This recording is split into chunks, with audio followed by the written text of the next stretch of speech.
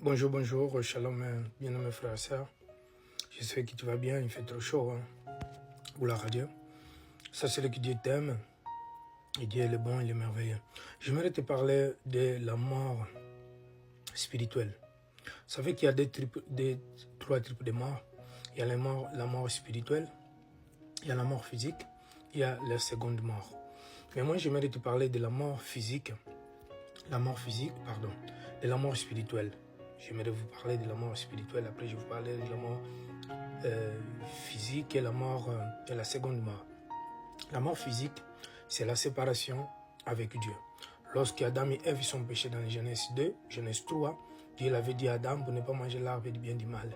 Sachez-le que le serpent il est venu pour tromper Ève, pour dire que non, vous pouvez manger l'arbre du bien et du mal. Parce que Dieu vous avait dit pour ne pas manger, parce que le jour que vous mangerez, vous serez comme lui. Adam et Ève, ils ont mangé l'arbre du bien et du mal, qui représente la parole de Satan, qui représente Satan.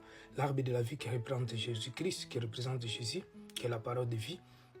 Alors, sauf que Adam et Ève, ils ont pensé, ou peut-être selon eux, ils pensaient qu'ils devaient mourir tout de suite, mais ils n'étaient pas morts tout de suite. Mais ils étaient séparés de la gloire de Dieu. Ils étaient séparés de la présence de Dieu. Voilà pourquoi aujourd'hui, Jésus-Christ, il est mort sur la croix. Il est venu pour que nous puissions manger l'arbre de la vie. Parce que l'arbre de bien du mal qui représente Satan, qui nous empêche de voir Dieu et qui nous a séparés de Dieu. Et c'est ça qui a engendré l'humanité, les péchés. Jusqu'à aujourd'hui, il y a beaucoup de personnes, des milliards de personnes qui meurent et qui vont à l'enfer, à la perdition, parce qu'ils ne peuvent pas avoir accès au paradis. Voilà pourquoi, la raison pour laquelle Jésus-Christ est venu en tant que rédempteur pour venir nous racheter pour le pardon de nos péchés, pour qu'il nous rachète et pour que lui il soit pendu sur la bois, comme pour qu'il puisse apporter nos malédictions, qu'il puisse porter tous nos péchés sur la croix et pour que nous puissions être appelés des justes. Bien aimé, beaucoup de personnes, même des chrétiens, des musulmans, ils ne savent pas pourquoi Jésus-Christ est venu mourir sur la croix. Raison pour laquelle Jésus-Christ est mort sur la croix. Parce qu'on était condamnés, on ne pouvait pas avoir accès au paradis. On était séparés de Dieu, on était morts spirituellement. Parce qu'il y a beaucoup de personnes qui pensent que la mort physique, les gens pensent que la mort physique. D'ailleurs, j'aimerais te dire que la mort spirituelle, ce n'est pas très très grave. Parce que aujourd'hui, il y a beaucoup de personnes qui sont mortes spirituellement. Mais ces personnes, lorsqu'elles acceptent Jésus en tant que Seigneur Sauveur, en fait, il reçoit la vie en Jésus-Christ et il reçoit la vie et il devient un être vivant. Maintenant, la mort physique aussi, c'est pas trop grave. Quand quelqu'un est mort physiquement, c'est-à-dire que l'esprit, corps et âme se séparent de lui.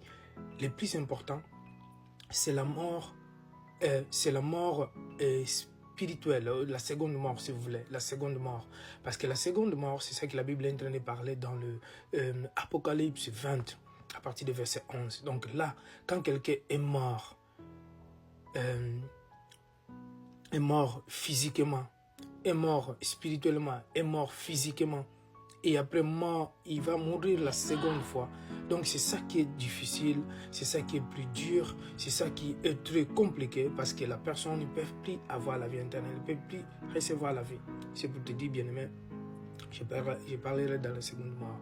Alors, la mort physique, la mort spirituelle, pardon, c'est une mort que la personne, exemple, beaucoup de personnes qui sont des athées, comme des musulmans, des juifs, des catholiques, et beaucoup de personnes, comme des autres, des personnes encore, des témoins de Jéhovah, les autres, tous qui ne sont pas encore reçus l'Esprit de Dieu, les Saint-Esprit si vous voulez, donc ils sont morts spirituellement.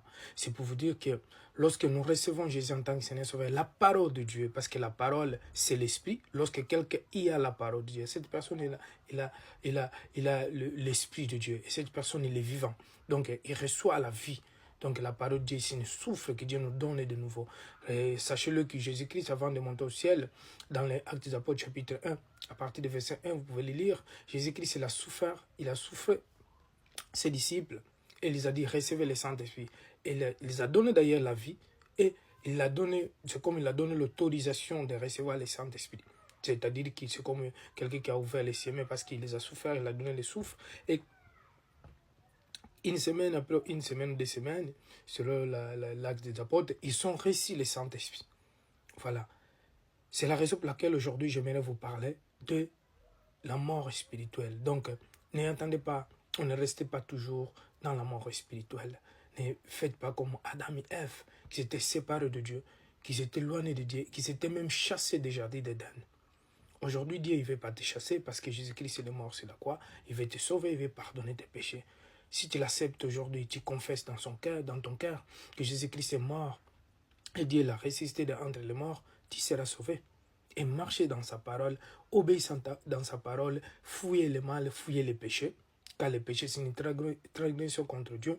Et c'est ça qui fait que Dieu ne peut pas entendre nos prières.